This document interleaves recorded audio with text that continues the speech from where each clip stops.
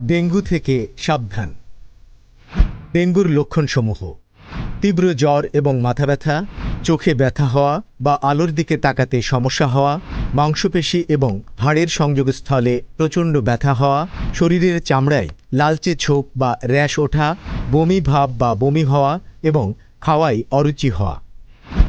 Dengue প্রতিরোধে করণীয়: মশা তাড়ানো ঔষধ বা স্প্রে ব্যবহার করুন।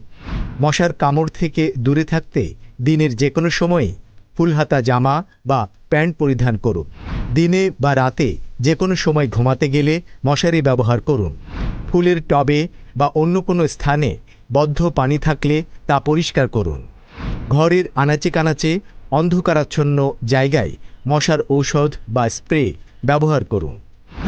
ডেঙ্গু প্রতিকারে করণীয়: ডেঙ্গু আক্রান্ত ব্যক্তিকে অবশ্যই মশারির ভেতরে রাখুন। অতি দ্রুত আক্রান্ত ব্যক্তিকে নিকটস্থ হাসপাতালে নিয়ে যান বা ডাক্তারের পরামর্শ নিন। জ্বরে প্যারাসিটামল ব্যতীত অন্য ব্যথানাশক ঔষধ খাওয়া থেকে বিরত থাকুন। রোগীকে বেশি তরল খাবার খাওয়ান। বিশ্রাম নিন এবং রক্তচাপ কমে যাচ্ছে কিনা তা নিয়মিত পরীক্ষা করুন। আপনার বাসা এবং আশেপাশে জমে থাকা পরিষ্কার পানিতে বংশবিস্তার করে এডিস মশা। তাই বাসার ভেতর ও আশেপাশে পানি জমার স্থান চিহ্নিত করে 2-3 দিন পর পর পরিষ্কার করুন। সচেতন হন, সুস্থ থাকুন।